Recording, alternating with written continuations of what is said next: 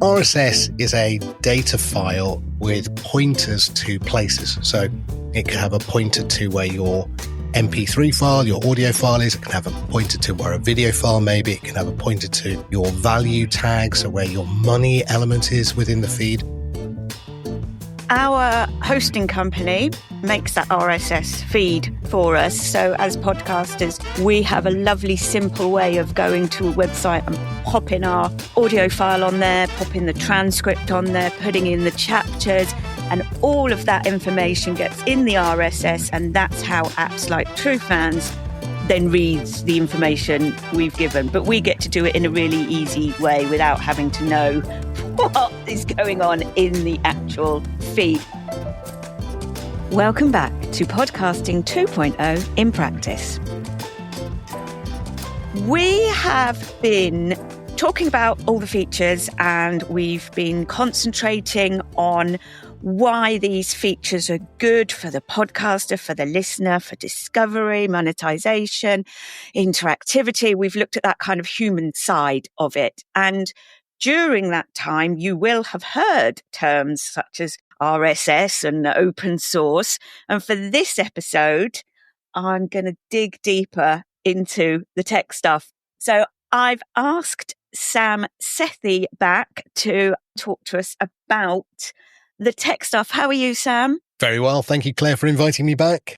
You're very welcome. So start with RSS feed. What is that?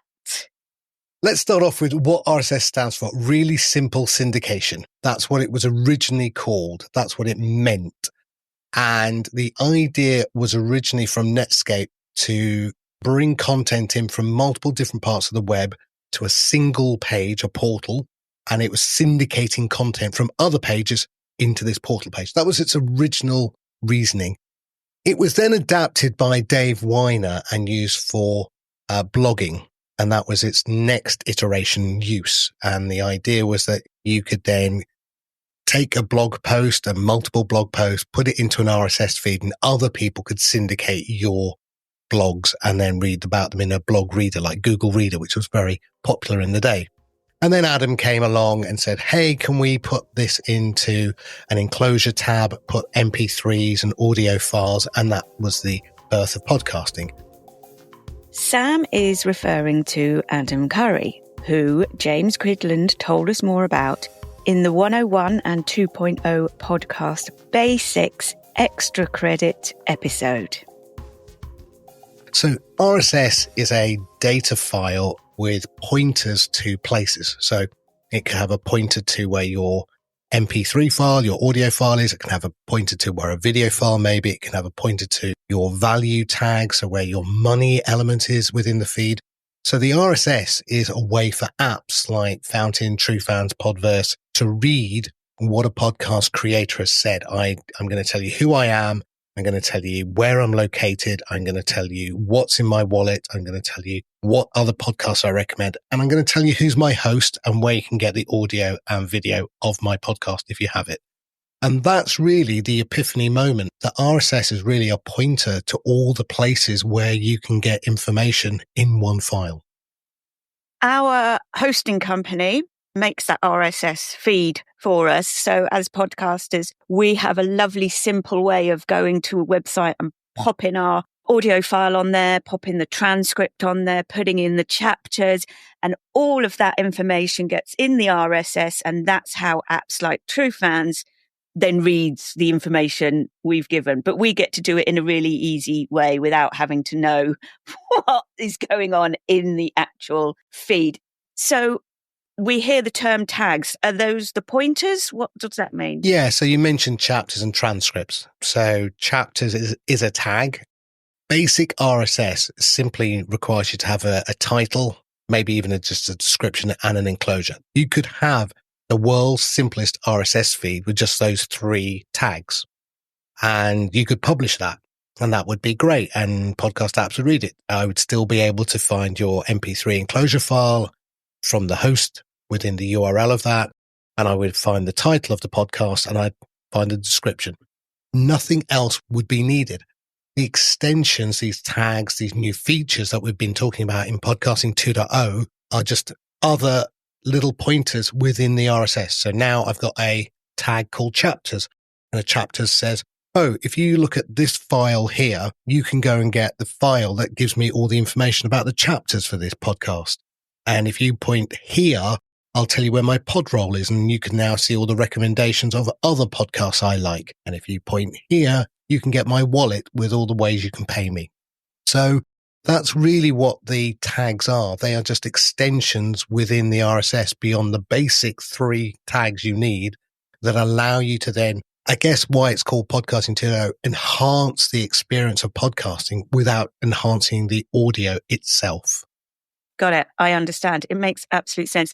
I just want to mention another term because I hear this a lot as well when people are talking in their techie terms about Podcasting 2.0, and they talk about the namespace. What's that? So the namespace is really just the collective name for all the tags. If you called it the group of tags, if you called it the collection of tags, it's just called a namespace.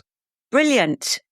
What it comes down to, and we've talked about this at the very beginning of this whole series, is who supports what. So your hosting company, I've explained where you can go to see which hosting companies support which tags, and the same with the apps as well. So it's all kind of a matter of your hosting company saying, yes, we can make chapters, etc., etc. We can put that in your RSS for you.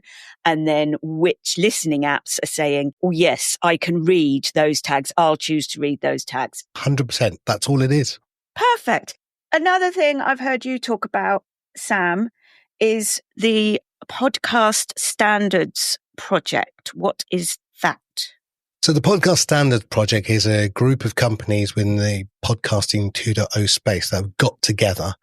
And the idea is to be the marketing and PR arm of podcasting. So if you think of the work that Adam Curry and Dave Jones and many of the geek techs like myself and others like Oscar at Fountain, we come up with the crazy new tags. We are the ones that say, hey, we need a tag that does X. And that's the technology arm of Podcasting 2.0. The Podcast Standards Project's goal and aim is to then take those, ratify the ones they think make most sense to most hosts and apps, so the lowest hanging fruit. So they'll say, we're not quite ready yet for this, very brand new tag that you guys have come up with. But we think that the early ones like chapters and transcripts and those sorts of tags make a lot of sense. All of the hosts have now implemented it. All of the apps have now implemented. So we'll ratify those as a standard, and we will then promote, market, and PR those to the wider community. And that's the goal of the Podcast Standards Project. Right. Got it. Thank you so much for that, Sam. Insightful as always. No worries. Thanks so much for listening. Visit creativityfound.co.uk/podcasting to access lots of useful podcast resources and find out more about my guests. If you'd like to get in touch, you can send a comment, boost, or super comment using any of the modern podcast apps we talk about in this podcast series. Or feel free to reach out to me on my Instagram account at Podcasting 2.0 in practice.